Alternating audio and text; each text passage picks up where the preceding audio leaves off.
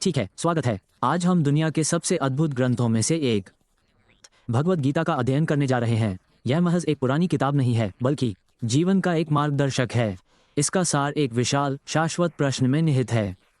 जब आपके सामने कोई असंभव विकल्प हो तो सही क्या है? आइए जानते हैं। कल्पना कीजिए, हम कुरुक्षेत्र नामक एक विशाल युद्ध क्षेत्र में हैं। एक भीषण युद्ध शुरू होने ही वाला है, लेकिन हमारा नायक अर्जुन नाम का यह अद्भुत योद्धा एकदम स्तब्ध खड़ा है। वो शत्रु सेना को देखता है और उसे क्या दिखाई देता है? उसका अपना परिवार, उसके चचेरे भाई बहन, उसके गुरु, उसके मित्र। हाँ, युद्ध क्षेत्र में लड़ाई तो भीषण है, लेकिन असली युद्ध तो उसके अपने दिमाग में चल रहा है। अर्जुन इस विशाल दुविधा में पूरी तरह से फंस गया है, मानो पंगु हो गया हो। मतलब, क्या उसे लड़ना चाहिए, एक योद्धा के रूप में अपना कर्तव्य निभाना चाहिए, लेकिन अपने प्रियजनों को असहनीय पीड़ा पहुंचाना चाहिए, या उसे बस सब कुछ त्याग देना चाहिए, अपने हथियार डाल देने चाहिए और चले जाना चाहिए? कर्म और निष्क्रियता का ये प्रश्न आज भी हमारे जीवन में गूंजता है। और यहीं से सारी कहानी शुरू होती है। घोर संकट से स्पष्टता तक की यह पूरी यात्रा अर्जुन के अपने मार्गदर्शक और सारथी भगवान कृष्ण से मदद मांगने से शुरू होती है। देखिए, वो बस एक सीधा जवाब चाहता है, सरल है ना? लेकिन उसे जो मिलता है वह शुरू में तो चीजों को और भी उलझा देता है। और यहीं से अर्जुन का पहला बड़ा सवाल उठता है।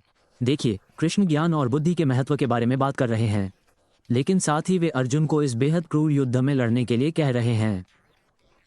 उसे ये पूरी तरह विरोधाभास लगता है। वो मूल रूप से कह रहा है, जरा रुकिए, इसे समझिए। अगर ज्ञान ही अंतिम लक्ष्य है तो आप मुझे इस भयंकर युद्ध में क्यों धकेल रहे हैं? तो यहीं पर गिटार का मुख्य दार्शनिक प्रश्न उभर कर सामने आता है। यह एक तरह का टकराव है, दो ऐसे रास्तों के बीच जो आध्यात्मिक स्वतंत्रता पाने के मामले में एक दूसरे के बिल्कुल विपरीत लगते हैं। संसार में कर्म करना और संसार का पूर्ण त्याग करना। और यहां अर्जुन की कुंठा साफ झलकती है। वो कृष्ण से विनती कर रहा है, मानो कह रहा हो, देखिए, आप दोनों पक्षों की प्रशंसा कर रहे हैं, कर्म का त्याग और कर्म करना। क्या आप ये मिलीभगत बंद कर सकते हैं? मुझे साफ साफ बता दीजिए कि कौन सा बेहतर है। मुझे बस एक स्पष्ट मार्ग दिखा दीजिए। तो अगर आप उसकी समस्या को संक्षेप में समझना चाहें तो वो ये है, उसे आध्यात्मिक स्वतंत्रता प्राप्त करने के दो बिल्कुल अलग अलग तरीके दिखाए गए हैं। एक तरफ कर्म का मार्ग, निस्वार्थ कर्म, और दूसरी तरफ संन्यास, यानी सब कुछ त्याग देना। भला ये दोनों सही मार्ग कैसे हो सकते हैं? और असली सवाल ये है कि उसके लिए कौन सा सही है? वो इन सब बातों से पूरी तरह अभिभूत है। वो कृष्ण से कहता है, आप मेरी समझ को उलझा रहे हैं। और यह कितना स्वाभाविक मानवीय क्षण है ना? तो मेरा मतलब है, हम सभी कभी न कभी ऐसी स्थिति में रहे हैं जब हम किसी बड़ी जटिल समस्या का सामना कर रहे होते हैं, विरोधाभासी सलाहें मिल रही होती हैं, और बस यही चाहते हैं कि कोई हमें एक स्पष्ट उत्तर दे दे। ठीक है, तो ये हमें उस बिंदु पर लाता है जो वास्तव में पूरे ग्रंथ का निर्णायक मोड़ है। अंतिम अध्याय। इस सब वाद विवाद के बाद अर्जुन एक अंतिम अत्यंत महत्वपूर्ण प्रश्न पूछता है, और कृष्ण का उत्तर वही सारी बात का हल है। वो कृष्ण से दो अत्यंत महत्वपूर्ण और कुछ हद तक समान लगने वाली अवधारणाओं का वास्तविक अर्थ समझाने के लिए कहता है। संन्यास, जिसे हम त्याग कहते आ रहे हैं, और दूसरा शब्द त्याग, जिसका अर्थ है परित्याग और विश्वास करें या न करें। इन दोनों शब्दों के बीच का सूक्ष्म अंतर ही उसकी पूरी समस्या का हल है। तो सबसे पहले कृष्ण संन्यास को परिभाषित करते हैं। वो कहते हैं कि महान ऋषि, ज्ञानी लोग संन्यास को किसी भी ऐसे कर्म का त्याग करने के रूप में देखते हैं जो आप केवल अपने लिए किसी लाभ की चाह में करते हैं, जैसे धनवान या प्रसिद्ध होने के लिए अनुष्ठान करना।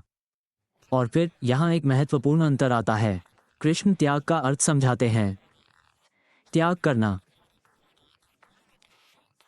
अपने सभी कर्मों के फल, उनके परिणामों का अंतर समझ रहे हैं? ये कर्म को रोकने के बारे में नहीं है, यह उस कर्म के परिणाम से अपने लगाव को छोड़ने के बारे में है। तो यहाँ इसका मूल सार है। कृष्ण अर्जुन को गुफा में जाकर सब कुछ त्यागने के लिए नहीं कह रहे हैं। सच्चा त्याग बाहरी कर्मों के बारे में नहीं है, यह आंतरिक कर्म है। यह अपने कर्तव्य का पालन करना, उसमें अपना सब कुछ देना, लेकिन फिर आगे जो भी होता है उसे पूरी तरह से छोड़ देना। सफलता, असफलता, प्रशंसा, निंदा, इनमें से कुछ भी आपका नहीं है। ठीक है, तो यह मुख्य विचार है, मूल दर्शन है, लेकिन वास्तव में इसे कैसे किया जाए, है ना? आप अपना जीवन कैसे जी सकते हैं और संसार में कैसे व्यवहार कर सकते हैं, परिणामों में उलझे बिना? गणित हमें हमारे कर्मों को 3 प्रकारों में विभाजित करके एक सरल और उपयोगी तरीका बताता है। पहला, निषिद्ध कर्म। हानि पहुंचाने वाले कर्म, स्पष्टतः आप उनसे बचते हैं। फिर ऐच्छिक कर्म, वे कार्य जो आप किसी इच्छा से करते हैं। संन्यास का मार्ग कहता है कि इन्हें त्याग दें, लेकिन सबसे महत्वपूर्ण बात यह है कि आपके कर्तव्य भी अनिवार्य होते हैं। कृष्ण कहते हैं कि इन्हें कभी नहीं त्यागना चाहिए, और यह सब हमें कर्म योग नामक एक व्यवहारिक मार्ग की ओर ले जाता है। इसके चरण सरल लगते हैं, लेकिन ये कितने गहरे हैं। पहला चरण, आप अपना कर्तव्य निभाते हैं, चाहे वो कुछ भी हो, और उसे अच्छे से निभाते हैं। दूसरा चरण, आप सक्रिय रूप से, सचेतन रूप से त्याग का अभ्यास करते हैं, आप परिणामों को छोड़ देते हैं। और तीसरा चरण, यही प्रक्रिया आपके मन को शुद्ध करना शुरू कर देती है, आपको इन सब से मुक्त कर देती है। परिणामों से जुड़ी चिंता और अहंकार, स्वयं ग्रंथ में यही कहा गया है। योगी आसक्ति का त्याग करके केवल एक ही उद्देश्य से कर्म करते हैं, और वह है आत्मशुद्धि। इसलिए कर्म अब केवल संसार में कुछ करने के बारे में नहीं रह जाता, बल्कि ये स्वयं आध्यात्मिक विकास का साधन बन जाता है। यह एक बहुत बड़ा बदलाव है। ठीक है, तो आज हजारों साल बाद इसका हमारे लिए क्या अर्थ है? यानी प्राचीन युद्ध क्षेत्र में हुई एक बातचीत हमारे जीवन पर कैसे लागू होती है? दरअसल अंतिम संदेश अत्यंत सशक्त है।